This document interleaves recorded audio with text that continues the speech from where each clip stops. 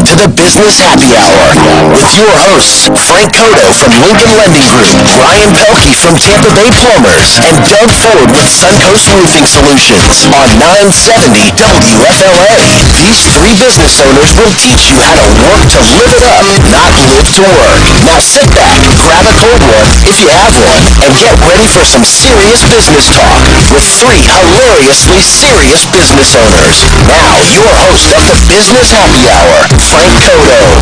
Hey, Tampa Bay, welcome back to the show. We are glad you are all here and everyone has made it through Hurricane Irma. Hopefully you came out unscathed. I do hope you have power today. It seems to be the biggest issue facing our county right now is still thousands of residents without any power.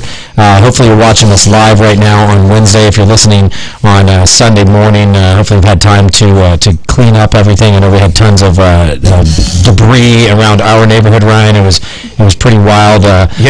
Yeah, and well, by the way, this is Ryan Pelkey and Doug Ford. Good morning, guys. Sorry, I'm still in hurricane mode over here. You know, I was going to evacuate to the station, but they wouldn't let me in. Well, I mean, all of our employees are still working their way back. You know, they're stuck in traffic. There's no fuel coming back. Definitely no fuel. It's a really, really bad situation, and it's just for us. It's kind of a real bummer business-wise. Yeah, is it affecting your business already? Oh, yeah. I mean, well, first of all, we had almost a week without any deposits whatsoever, no credit cards going through, so our cash flow was dramatically disrupted. And a lot of businesses, I mean, there's many, many businesses, so it's not just the lost revenue, it's the lack of cash flow during that time period when you're not making deposits. Right. How about you, Doug? I mean, you guys got to be getting inundated right now. Yeah, I mean, we're in the same position, but we've got almost 60 leads yesterday alone. So, I mean, that's going to make up for the downfall. But, I mean, it's just kind of crazy out there. I have crews that are stuck on the side of the road without gas. None of my employees have gas. I had one crew out and one repair crew out. That's it. Wow. Yeah. I bought a 100-gallon fuel cell with a pump on it, you know, before the storm got here, just because I had a feeling there would be a fuel shortage after the storm. Yep. And I fueled up 2 trucks this morning before 7 a.m. with it because, you know, I don't want these guys having to wait in a line for an hour and a half trying to get fuel. Right. So, I mean, I think we should kind of maybe go around and just kind of give our own experiences about the storm. And anybody watching now on Facebook Live, please chime in and tell us how you guys did. We're supposed to be having an interview with Nick Moon, longtime friend of Ryan and I's, who has a business on the East Coast in Merritt Island. Remember the last hurricane, we interviewed him. He has the seafood station over there. He was going to give us some perspective of what happened on the East Coast, directly to the east of Tampa. But I know, guys, I think we're all in the same boat. We all live in Odessa, and there, what was it, Saturday, that track of that storm was literally going, the eye. Yeah, I sent you guys pictures. Literally, it was right over our house. There's a little star on the map. I think it was we didn't evacuate, so we stayed the whole time. But it veered off east part of the last couple of 100 miles or so. Yeah. So and I was, I spent 2 days boarding up and preparing and getting everything inside, and we were planning on riding the thing out. And then when it looked like the east side of the storm was going to track right over us, you know, I thought to myself, we had 11 people in the house. Our family from Miami evacuated to our house. Which I should have gone to their house. Did everyone leave from there and go to Jacksonville? No, so what happened was, literally that night, Saturday night, we all went to bed, say, hey, let's all get a good night's sleep. We're going to ride it out tomorrow. Probably not going to sleep. At 6:30 in the morning, my wife wakes me up. She goes, 6 o'clock advisory, it's coming right for us. We're out of here. I'm like, are you kidding me? Like, I didn't pack a bag. You know, next thing you know, she's like tearing pictures off the walls. I mean, we were taking the old, you know, Cat 5 prep, like our coming back in our house was going to be gone, which is nothing to laugh at, because look at some of those pictures from Key West, 25% of all homes. And Key West only had sustained winds of like 110 to 120, and they had gusts of probably like 140. So, yeah, I mean, so imagine, like, we were talking about earlier, Richard Branson, Necker Island. I mean, it's just 180. Yeah, he said he stayed. 185 miles sustained wind, 225 gusts. And so he went down into his wine cellar. With a wine cellar under the ground that he went down into, and he has video of him coming up, and everything's gone. Barbuda. Unbelievable. Wow. That's insane. So, so Necker Island, he comes out, and the whole island's gone. Now, if you're Richard Branson, you just get on your sat phone and you call Iron Man. And he comes and picks you up, gives you a suit, you're good. You know. For the common man.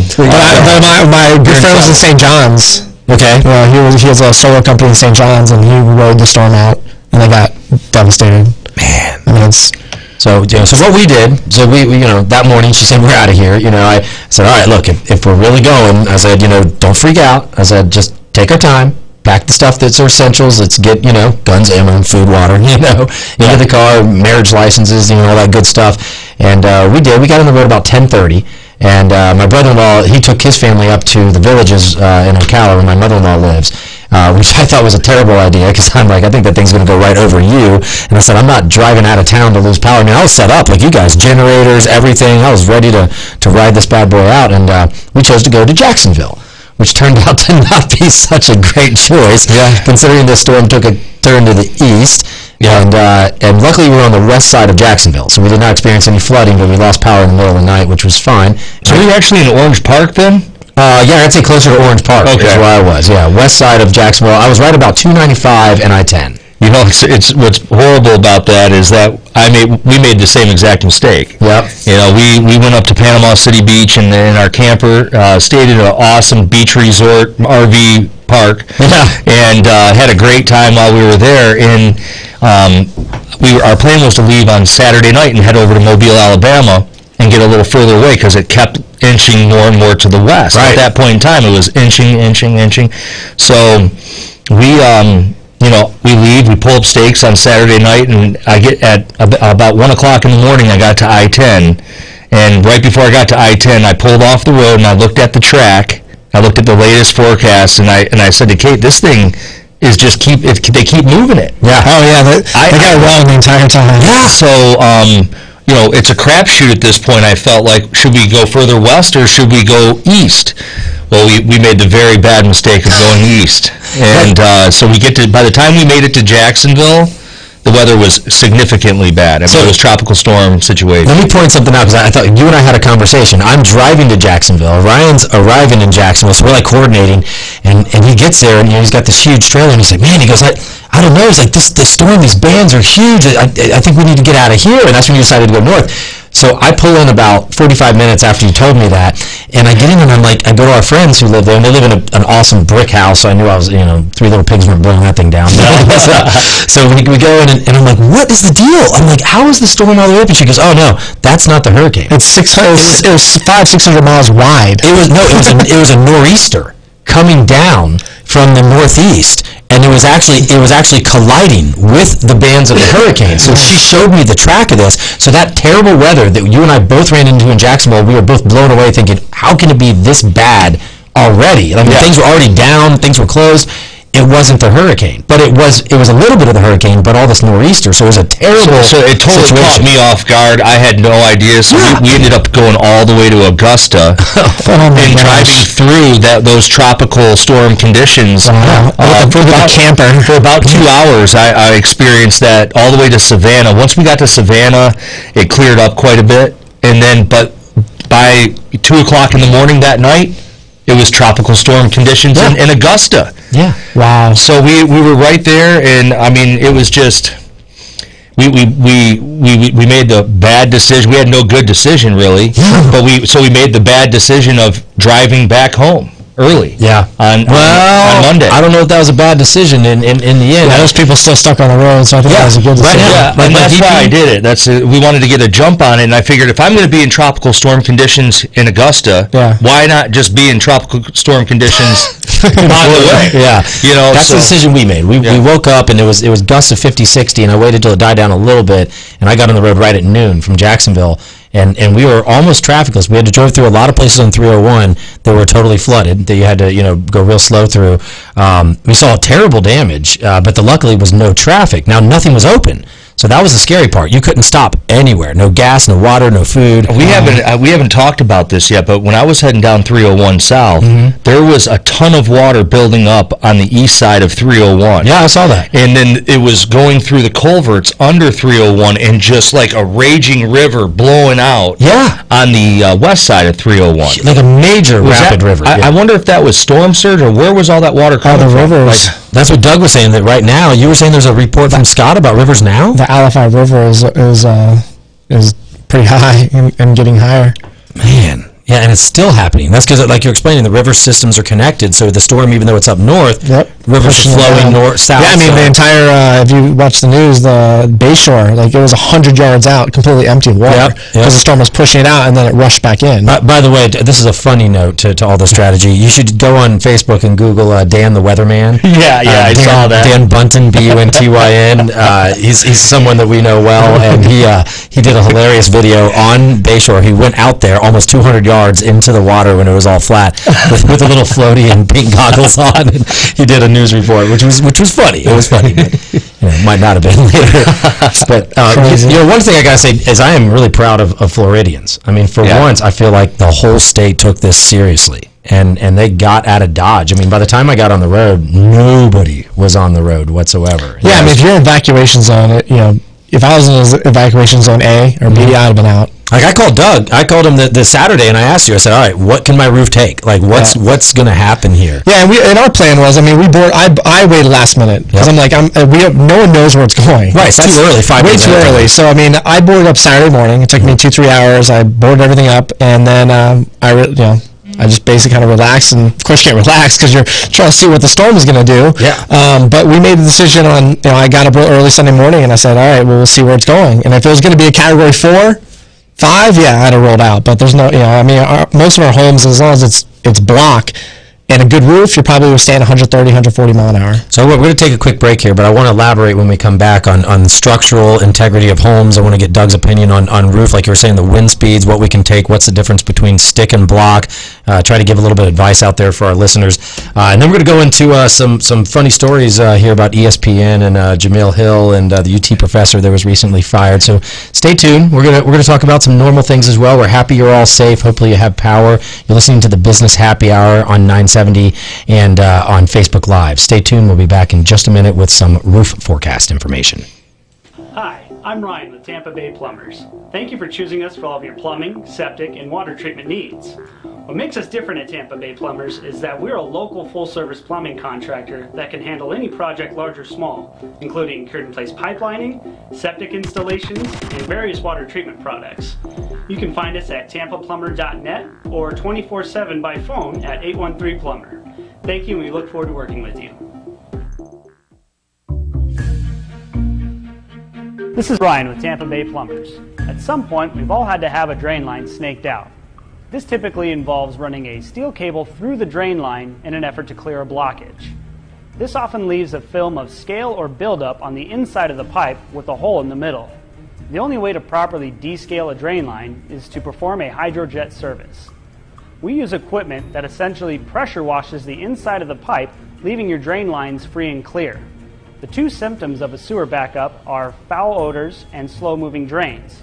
If you are experiencing either of these, contact us at tampaplumber.net or 813-PLUMBER.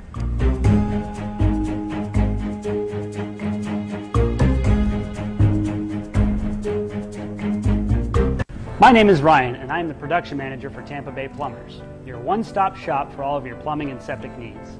We pride ourselves on building the reputation as the best plumbing and septic company in the Tampa Bay area.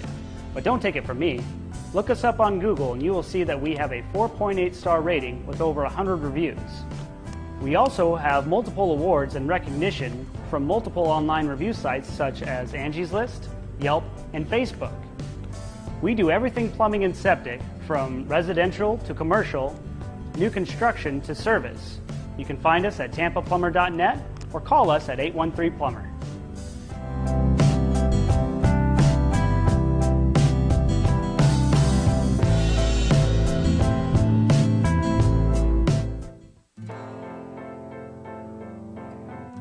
I'm Ryan with Tampa Bay Plumbers. As a plumbing and septic company with over 100 years of combined experience, we know how frustrating a sewer backup can be. That is why we pride ourselves on being able to identify the cause of a problem before a backup ever happens.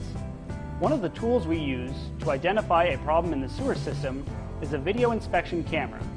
This camera runs through the drain line and is able to identify and locate any problems in the sewer system on a live feed.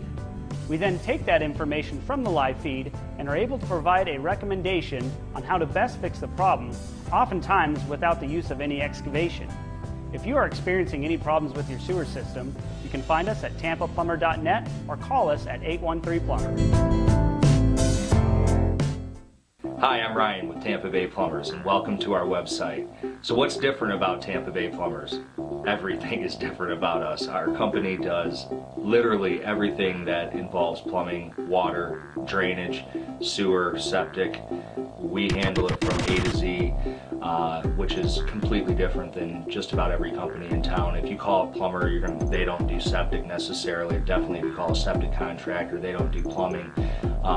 In addition to doing a very wide scope of services, we do them extremely well. And the reason why is our process and our people. We have spent many years perfecting our craft, and we've also spent many years finding the best people to operate our system. And we have by far the best plumbers in town. I will put my guys up against any companies, anywhere, anytime, any place. And that's just evidence in the type of quality work that we put out. Go online, look at our reviews on Google, look at our reviews on Angie's List. No one else is as highly rated as us unless they're putting bogus reviews up.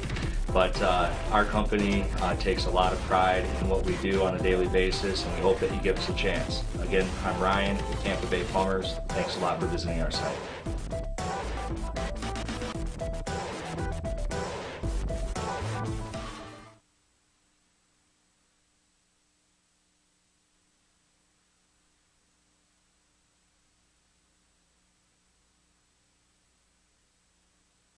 You have been listening to the Business Happy Hour with Frank Cotto, Ryan Pelkey, and Doug Ford. Now, back to the show.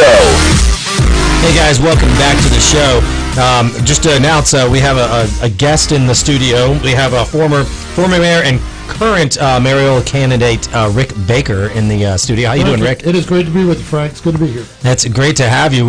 He walked in during the break, and we were talking about some of our experiences. And Rick had an interesting one. We were going right into hurricane, and apparently he had Hurricane SWAT come by his house when he was bored. What happened, Rick? Well, I was on Saturday before the storm came through. I was putting up boards like everybody else in the city was that day, and I look out my window and the SWAT team is surrounding my house. So I wondered what was going on, and so I called somebody at the police department. They told me that somebody had taken some shots a few doors down from me, and so I said, well, that's concerning. But they had them surrounded. They had the blocks surrounded. The police really did an incredible job, But after about an hour and a half of that happening, the guy gets in his Land Rover and runs down the alley, misses the turn, jumps the curb, jumps the foundation of my backyard, and flies through the air through 5 sections of my fence. Oh my and lands, and I look out the window in my side backyard, and there's this guy with the SWAT team surrounding him. So that was an interesting. Wow. Fortunately, none of the police officers were injured.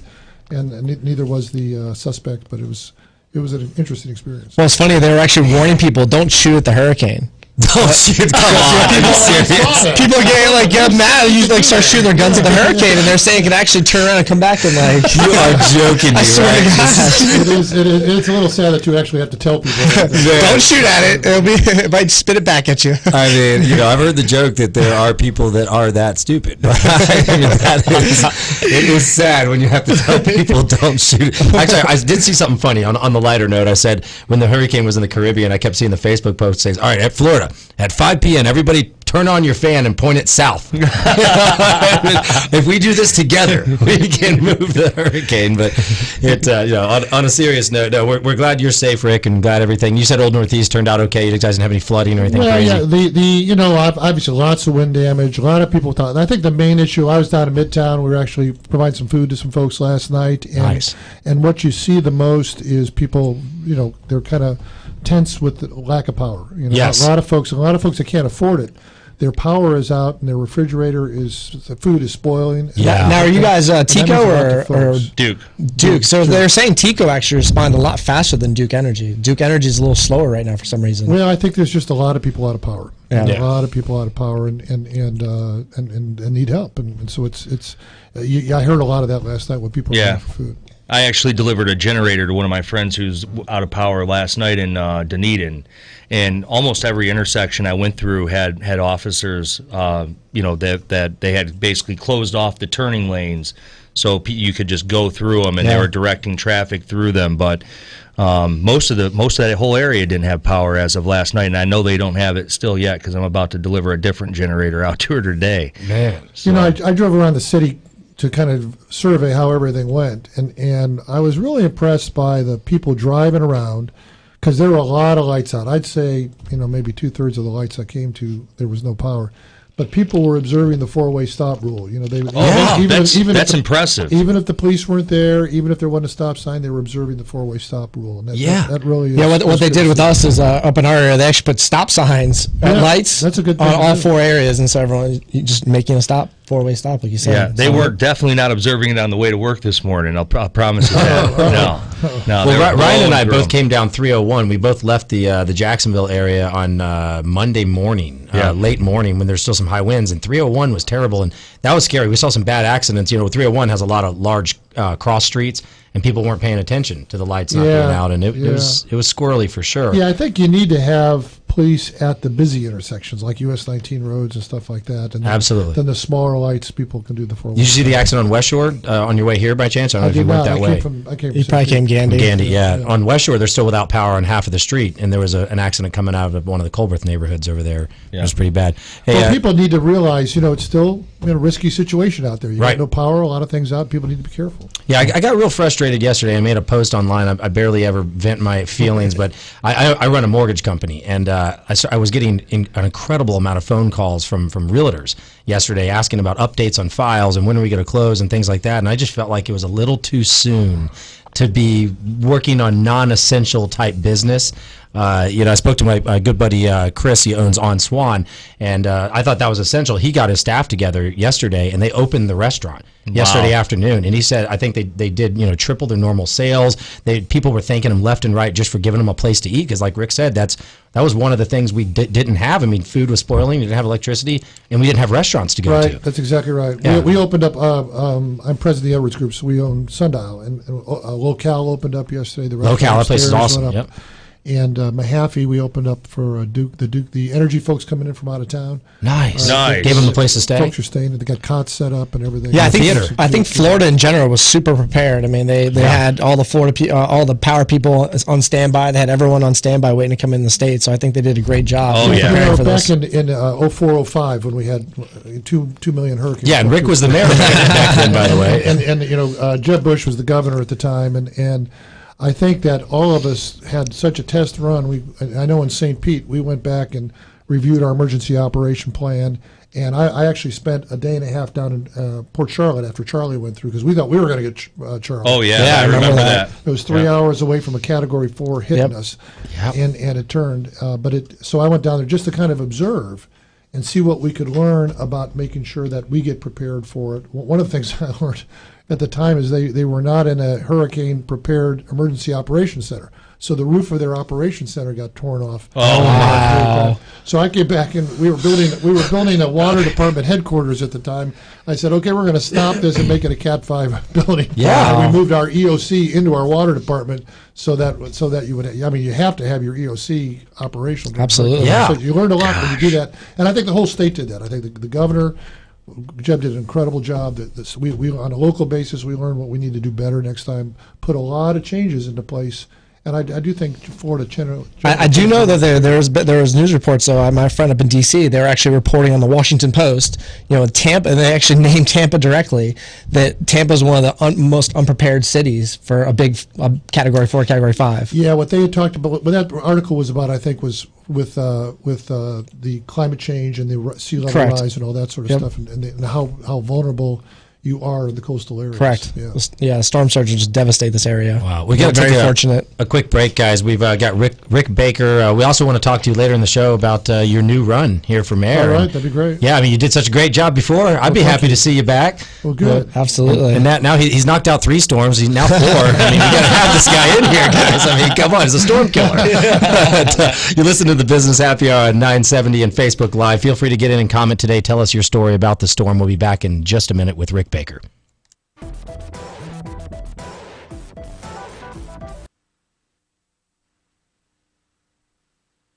Hi, I'm Ryan with Tampa Bay Plumbers.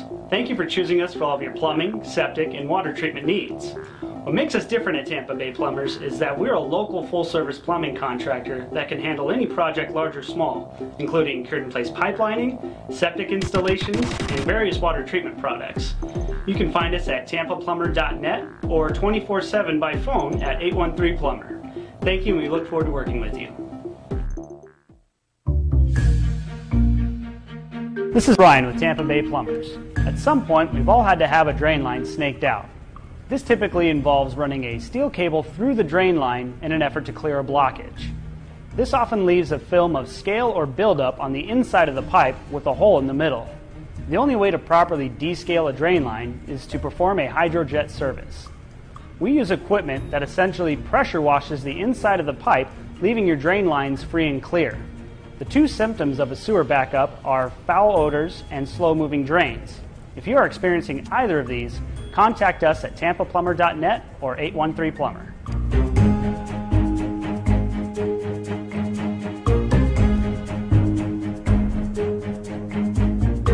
My name is Ryan, and I'm the production manager for Tampa Bay Plumbers, your one-stop shop for all of your plumbing and septic needs. We pride ourselves on building the reputation as the best plumbing and septic company in the Tampa Bay area. But don't take it from me. Look us up on Google and you will see that we have a 4.8 star rating with over 100 reviews. We also have multiple awards and recognition from multiple online review sites such as Angie's List, Yelp, and Facebook. We do everything plumbing and septic, from residential to commercial, new construction to service. You can find us at tampaplumber.net or call us at 813-PLUMBER.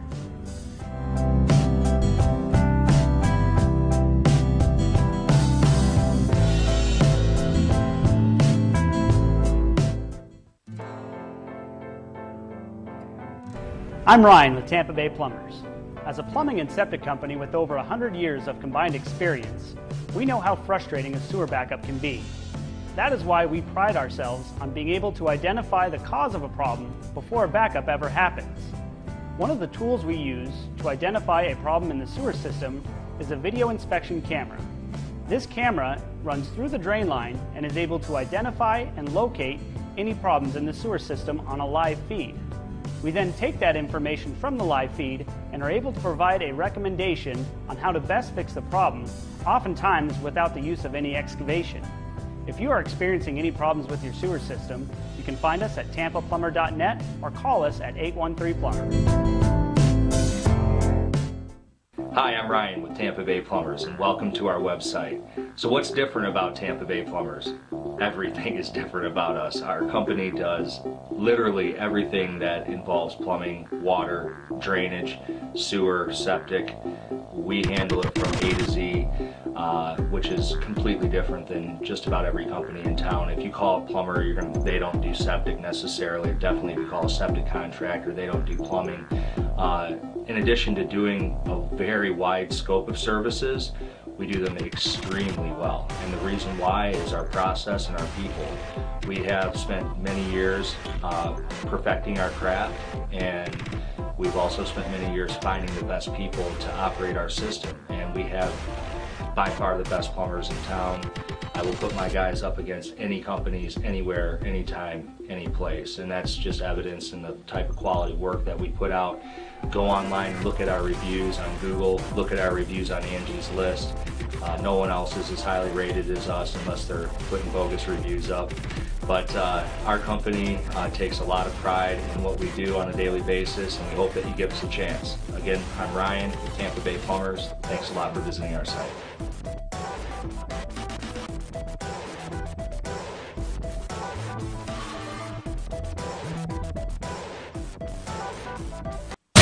You have been listening to the Business Happy Hour with Frank Cotto, Ryan Pelkey, and Doug Ford. Now, back to the show.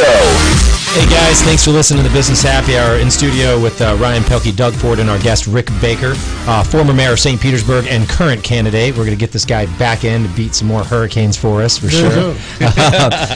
We were talking during the break about a couple programs that are out there to help you guys. We know that FEMA has something, Rick was saying, some assistance. Well, there are a lot of different programs with FEMA. FEMA is the one that comes in and helps reimburse for a lot of the electrical work that's being done right now, a lot of the cleanup work that's being done. But on an individual basis, they also have programs for like low-income folks that maybe their refrigerator got Spoiled. bad and everything went bad. That can help them provide some emergency assistance to folks too. So they Okay. gotta go What in and about sign up for businesses, that. Rick? Are you aware of any programs for small businesses that lost a lot of revenue and had to lay off employees, things like that? Most folks that are in businesses, what they do is they have business interruption insurance, and so that it covers when a hurricane or when a natural disaster comes through, that their business interruption insurance clicks in and they go and claim on So that. something you have to do prior to, not. I have to check on our policies on that. That's Probably what I'm can't doing. get it in the middle of hurricane season.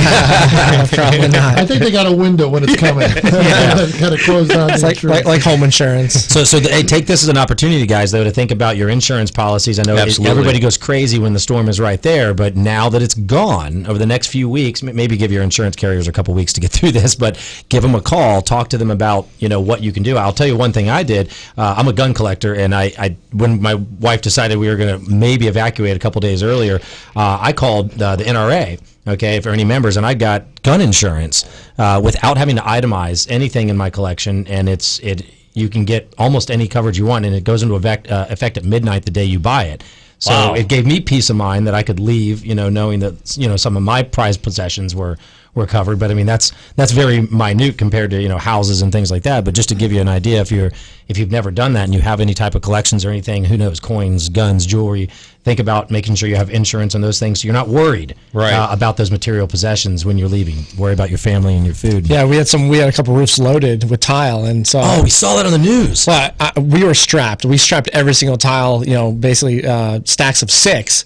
But I told the person, I'm like, well, that's why we have insurance. I mean, if we have a natural disaster and they get blown off and hurt somebody's home, it's it's by code. We did it by code. Now there's other roofers that did not. Yeah, we Just saw left that. it. There were some that just left tiles Yeah. on Wow. top of the roofs. Wow. I mean, talk about missiles. Those are I mean, those are well, you got to bullets. remember, a tile weighs 10 pounds. Right. So 10 pounds is pretty easily, 50, 60 mile an hour will blow it away. Right. But a 60 pounds, you're going to need like 140, 150 mile an hour. Right, so you winds did it in there. bunches of 6, you're saying. Exactly. So Rick, I'm curious, how the wastewater treatment facilities fare over there? I know Well, we've had a lot of problems. there was a spill in the Northeast plant that was just an online article recently about it, or today about it. I think that there probably wasn't enough rain coming through. It went through so quickly to really impact it. We obviously we have a serious issue in our wastewater plant. In 2015, when the current mayor Kreisman closed down Albert Wooded plant, and 4 months after he did that, we had a major rainfall, and he dumped 31 million gallons of sewage into the bay. Oh my gosh. And then after that, refused to reopen the plant, and a year later dumped another 180 million gallons of sewage into Yeah, the bay. Ryan, you brought that up. We talked about it on the show Yeah, before. we've talked about it several times on the program because it's not just happening over It's there; Hillsborough it's happening in County, too. Howard F. Curran also. Yeah, but in this case, I think we're the only ones that actually took a sewer plant offline, and that was treating 25 million gallons a day. So why would they do that? Who did that? Mayor Kreisman, they did it. They had a lot of rationale and reasons for it, but after he closed it down, the plan was he wanted to make it into a tilapia farm, a fish farm. So for people to use my. it. Wow. So, I wonder how that tilapia is going to taste. profits for natural destruction. That's awesome. Yeah. Well, we had gone like 16, 17 years without a major spill, and then 4 months after he closed the plant, we spilled. And a lot of people have been urging him. I've been urging him. Fish and Wildlife did a investigation on it. Oh, no. They came back and said he closed the plant without having a place for the sewage to go. That was a Yeah, that was my mistake, next question. and he should have reopened that plant. And So where is it now? Is it still in? well, now they're busily trying to fix the Southwest plant to make it able to take the capacity of it Gotcha. 2 years after he closed down the Oh, plant. jeez. So it's you're playing a game of Russian roulette as to whether or not you can. So there was no game recommendation plan. is reopen that plant. Absolutely. Basically, to give a little background on what Rick's talking about, tell us. When a sewage treatment facility is rated for a certain amount of gallons per day, and it's basically about 70 to 75% of the maximum capacity that the treatment plant can handle. Well, when you get extremely high rainfall amounts, that water inundates the sanitary sewer system, and it's actually rainwater. It's not your typical wastewater. So that influx of rainwater into the system will push that capacity over its 100% mark. Just to give you an example, at Howard F. Curran here in Tampa, I believe they're rated for about 70 million gallons a day. They were pushing 120 million gallons a day when in that event that you were talking about last year. So it's, basically, there's... So the Tampa plant did the same thing as the St. Pete plant and dumped it all into the bay? A lot of plants do it around Florida. It's not just our area, which is one of the reasons why it bothers me when local governments talk how upset they are pulling out of Paris. When they're willing to spend money on this Paris Accord to lower our CO2 emissions, yet they're not willing to spend... I think it would be much better to spend that money and not be dumping sanitary sewer water out into our bay where, that's our tourism industry. I fish out there. I don't know if you've ever been in the Tampa Bay, but it's not... I've heard it was much worse. No, it's gotten a lot better fishing-wise probably in the last decade, but like 20 years ago. Yeah, because there's not as much runoff going into it. But Doug, to respond to what you said, a lot of sewer systems have the issue, but nobody else has closed down a plant. St. Pete, under Kreisman, last year dumped more sewage into the bay than the rest of the state combined. Oh my gosh! Okay, so hopefully he doesn't get reelected. Plant one city. Yeah, it's very bad, and that's, if you think about it, Pinellas County. How do they make their living over there? Tourism. Exactly. I mean, it hurts your reputation. It hurts the quality of life. It hurts the tourism. Hurts the business climate. It hurts all of those things, and I've been pushing ever since the first spill in 2015 to please reopen that plant. Why did you close that plant? Gosh, I'm really glad that you feel that way, because I've been, and these guys will tell you, I've been complaining about this for almost a year. Yeah, when I was mayor, we had a program. I put $160 million into infrastructure for the water department and for the sewer department to fix up pipes, to tighten it up. We had no major spills during my 9 years of office, and in fact, in 2007, we were named the best maintained sewer system in the state of Florida for the big cities.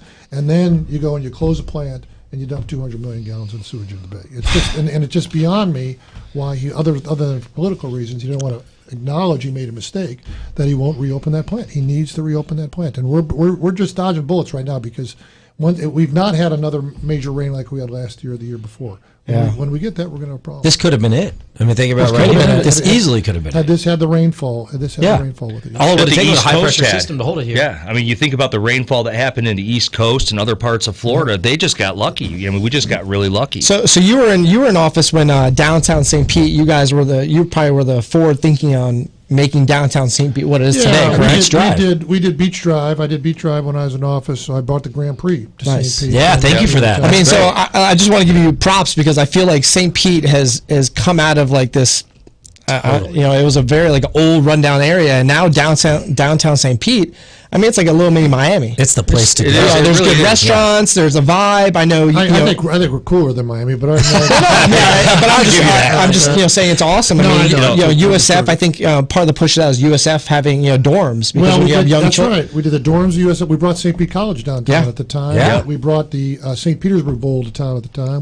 We moved the Dolly into the downtown. Oh yeah, I love the Dolly. All that stuff we did back then. Yeah, I learned about the Dolly during this whole storm. Apparently, that's like one of the strongest buildings ever created down there. That was it's an interesting vault. story. They had come to me and they wanted a location, so we provided the location next to the Mahaffey Theater, and then we worked to help raise money. But what they did is they built two kind of square concrete buildings that are like a vault. With no windows. Yeah. And then they put the bubble around it, and that's where the gift shop is, and that's where the restaurant is, and stuff like that. So if that gets blown through, doesn't matter. Then the art is protected, and that is a priceless series of absolutely. Yeah, they don't even have to move anything, from what I understand. It is a actually places when they're going through natural disasters send their art to them. Yeah, that's wild. Yeah, and it used to be we were in an old warehouse right on the water, and it was like just the worst. Just rolling the dice. Yeah, but gosh, what an amazing transformation. St. Pete's like the crown jewel of Tampa Bay now. And, I totally agree. I think it blows away Tampa. Tampa has a lot of catching up to do with St. Pete. I agree. We had set out, I had written a book called The Creative Class by Richard Florida, and right as I was taking office. And he talks about how you want to make a city. And there are two ways. One is you could go to try to get IBM to move to the city, right? Right. The other thing is you try to make it a really cool city Yes, where people want to live absolutely. there. And then you've got the creative class, the folks that are in technology and all that sort of stuff. Nowadays, they can live anywhere. Yeah. They can work anywhere. Well, I think by doing the whole USF thing and putting dorms there, I think that was the start to it all. But I mean, so people need to understand that, like, you should be reelected. I mean, for what you've done to St. Pete and all your forward thinking, I mean, I think you're a great candidate and you should definitely be reelected. Well, it was a lot of catalysts along the way. Beach Drive was a huge because it developed a gathering place. People want gathering places, right? Yeah, I mean, because I remember when they had First Fridays. That's been going on for a long time. But I mean, for what the transformation, I moved down here in 2003. And I mean, I remember downtown St. Pete was nothing, and now it's just, it's amazing. So the Saturday morning market started during that period of time. Yeah. And to me, the whole key to the Saturday morning market is they had me come play guitar and sing once a month at the market. I got to figure out when you're doing that. Yeah, seriously. Well, they once I got done being mayor, they didn't invite me back anymore. I always thought I was really good, but maybe it was just because I was mayor. I'm not sure. Well, you can come sing on here with that other guy. Maybe. You never know. Man, I wouldn't think that he'd cut me out for one thing I enjoy doing every week. But it was kind of, I call it old guy rock and roll, a lot of southern rock and stuff like that. But it was, Nice. we had fun doing it. People would go by, they'd take a double. The mayor is playing.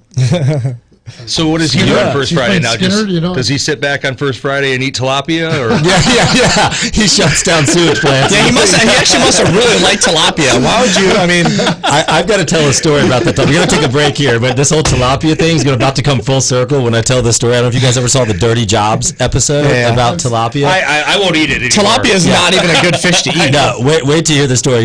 We're going to take a break. You got Rick Baker in here. We're getting him reelected, guys. Rick Baker. Remember that name. Just write it in if you don't see his name there. You're listening to the Business Happy Hour 970 and tune into Facebook Live. We'll be back in a minute. Hi, I'm Ryan with Tampa Bay Plumbers. Thank you for choosing us for all of your plumbing, septic, and water treatment needs. What makes us different at Tampa Bay Plumbers is that we're a local full-service plumbing contractor that can handle any project, large or small, including cured-in-place pipelining, septic installations, and various water treatment products. You can find us at tampaplumber.net or 24/7 by phone at 813-PLUMBER. Thank you, and we look forward to working with you. This is Ryan with Tampa Bay Plumbers. At some point, we've all had to have a drain line snaked out. This typically involves running a steel cable through the drain line in an effort to clear a blockage. This often leaves a film of scale or buildup on the inside of the pipe with a hole in the middle. The only way to properly descale a drain line is to perform a hydrojet service. We use equipment that essentially pressure washes the inside of the pipe, leaving your drain lines free and clear. The two symptoms of a sewer backup are foul odors and slow-moving drains. If you are experiencing either of these, contact us at tampaplumber.net or 813-PLUMBER.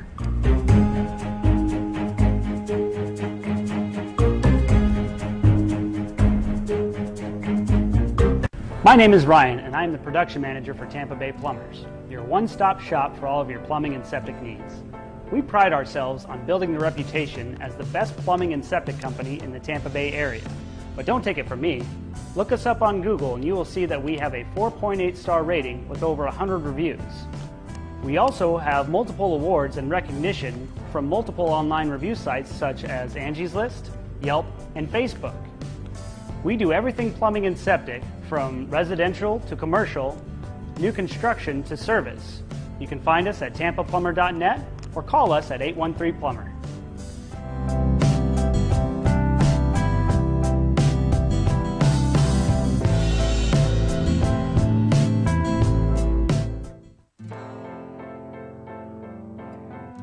I'm Ryan with Tampa Bay Plumbers. As a plumbing and septic company with over 100 years of combined experience, we know how frustrating a sewer backup can be.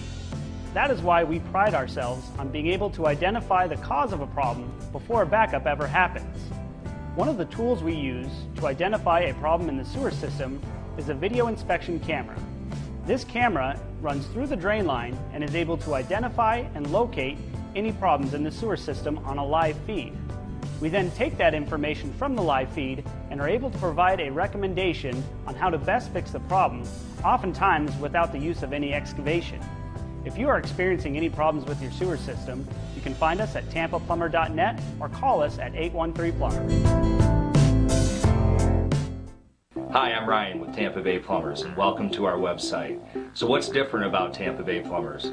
Everything is different about us. Our company does literally everything that involves plumbing, water, drainage, sewer, septic.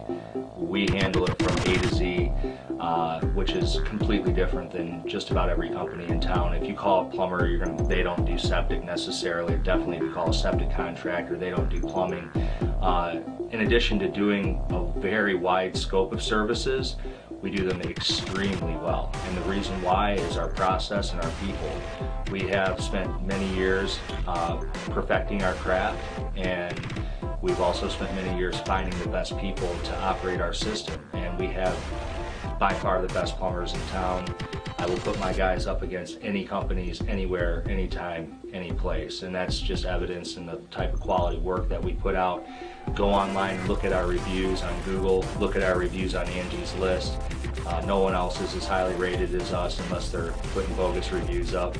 But our company takes a lot of pride in what we do on a daily basis, and we hope that you give us a chance. Again, I'm Ryan with Tampa Bay Plumbers. Thanks a lot for visiting our site.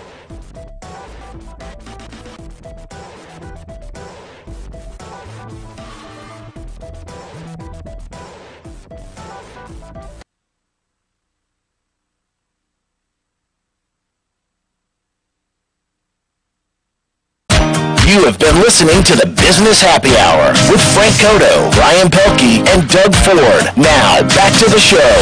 Hey guys, thanks for listening to the show. We're in our last segment here. We hope you're enjoying it with Rick Baker in studio. Don't forget who you're voting for. If you're in St. Pete and trying to elect your mayor, it's Mr. Rick Baker. We're going to bring him back in.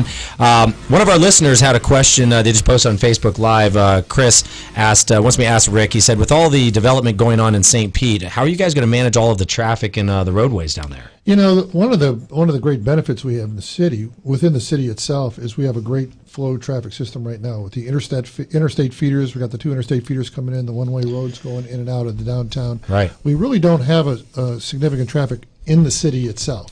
Well, one of the things that is important to me is I want to be able to people to be able to get to the city without a lot of traffic. I've been working since I was on the chamber in '99 to do essentially a north-south expressway in St. Petersburg, and the way that's in Pinellas County. Okay. And the way that's going to work is we've been getting a lot of money. Congressman Young helped with this a lot. From about at US 19, from about 118th Avenue north all the way up to Dunedin, is now a controlled access corridor. It's essentially an expressway. Which is great, by the way. And we're going to, except for businesses along there. Yeah. My plan has been to connect US 19 at 118th Avenue to 275. Oh my gosh! So that when that is complete, then you'll be able to get in downtown St. Pete from Dunedin without stopping at a stoplight. That's very, very important. And we've got working with Senator Brandis and working with Senator Latvala and the governor. We now have the funding to complete that. The plan is done. I think in 3 to 4 years, you're going to see that happen. You're going to be able to get in downtown St. Pete, go across that 118th Avenue, and then go all the way up and get it to Dunedin. Now, I mean, right now you guys have what, 175 and 375, correct? We have 175, 375 coming into downtown. Coming in, but they also come out too. So yeah, coming in. And yeah, so I mean, I think that right there is a huge. It really is, and you know, unless you have a game or something like that, when it takes a little time to get out, you don't have major traffic. Well, we discussed what we're doing at the stadium, anyways. We're going to turn it into a water treatment plant. Yeah, perfect idea. So it won't really matter. Rick, you can put that on the ballot for us, right? 60 million gallons a day capacity. I'm probably going to have to not comment on that. Well, you know, I usually like to jump into these things, but I don't know. one thing that I notice about it, that area though, and it's really cool that it happens, is I think a lot of the people that go out and they're walking around there, they live right there. They don't have to get in a car. Right. They're actually walking from where they live to go to eat. They're going out to a movie. They're shopping. They're, you know, we talked about that in the last segment. We set out in St. Pete in 2001, 2, 3, 4, 5 to build this kind of livable city where people can live. You remember in '01, hardly anybody lived in downtown St. Pete. No, I know. It's very much similar to Tampa. And we really created an environment where people could do that. Now you're seeing we've had tens of thousands of people, of apartments going up and a lot of people moving in. And so, yeah, we have this activity base now where people they can walk to the Rowdies game, or they can walk to the Rays game, which are fun. Oh, Those Rowdy games are the best. The Rowdies are blast. My company owns the Rowdies right now, so I'm having a lot of fun with it, working with the MLS, trying to get an MLS franchise there. We're trying to move Rowdies into the MLS. I remember watching them as a little kid. My dad used to take me to the games all the time, the old Rowdies. Yeah. Can you still sing the song? That's the question. I have no clue. I have yet to go to a new one. Okay, well, you got to get over to St. Pete and come to a couple games. Yeah. And they still sing the song all the time. They are. It is a blast. One last thing about the transportation. This ferry that we have going from Tampa to St. Pete, is that still going, this trial run? The trial run is over, and they're looking at what the cost of that was versus the ridership of it, and it's quite a heavily subsidized thing. Right? That's what it looked like. That's what it seemed like. I heard they were real empty. They were on the weekends. They would get a few people, but as far as the weekdays, it was supposed to be a commuter thing. They really didn't get a lot. And where was the actual place in Tampa they dropped them off? I believe it's over. I know Marriott Waterfront. Right by the channel side area. Yeah. I mean, I would think it'd be awesome for like people living in St. Pete wanting to work at McDill. You know what I mean? Like maybe something around there. I don't think they stopped there. They're actually looking at one that could go from like Ruskin, where a lot of people live, to McDill, because a lot of people work. Yeah, absolutely. Yeah. Well, guys, before we get to the end of the show, we have a few minutes left. I want to make sure you know that you have some options for help from the mortgage side.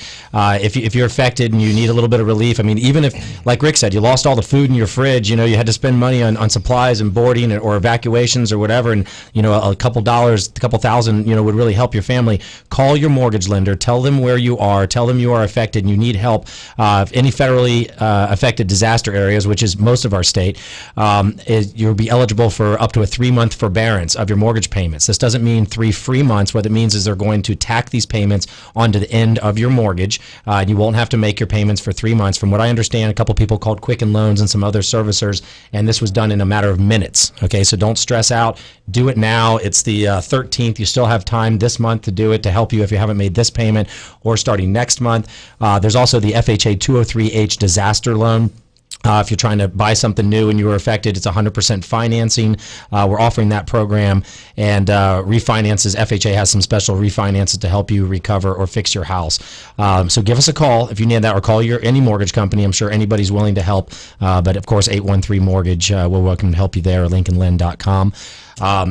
Guys, I can't tell you enough how much I appreciate Rick coming in and talking about what you want to do with the city. And I think Rick has a lot of the ideas. I mean, coming from a guy who's been in the 4th generation of plumbers, he's been talking about the sewage issue for over a year on the air to get some clarity. Thank you for that, Rick. Sure. And I think he's a great option. I mean, he knows the city probably better than anybody. You built it. You built it. You brought it up. I mean, I know if anyone likes the way St. Pete is now, that's the reason why it's there. There you go. Hey, let's put that on the board. If you like what you see in St. Pete, re-elect me. Not me, Rick. I'm writing that down as we're talking. Yes. And I'll take royalties. It'll be okay. Just give me some seafood or something. There you go. But anything else? But not tilapia. Not tilapia. That's right. I never even told the story. Just Google Dirty Jobs Mike Rowe Tilapia Farm. I promise you will never eat tilapia ever again. Not to mention it destroys the city of St. Pete. Tilapia is solely responsible for your sewage problems. So, I don't know what else, guys. I know we probably missed a lot of things, but bottom line is stay safe. We're happy everybody's okay. And if you don't have power, you can always reach out to Ryan and I directly through the Business Happy Hour. Yeah. We'll try to get you a generator. One thing we all need to, we still, some of us have our electricity out. There's still some issues we've got to clean up and that sort of thing. But our area is hugely blessed. Very, very much.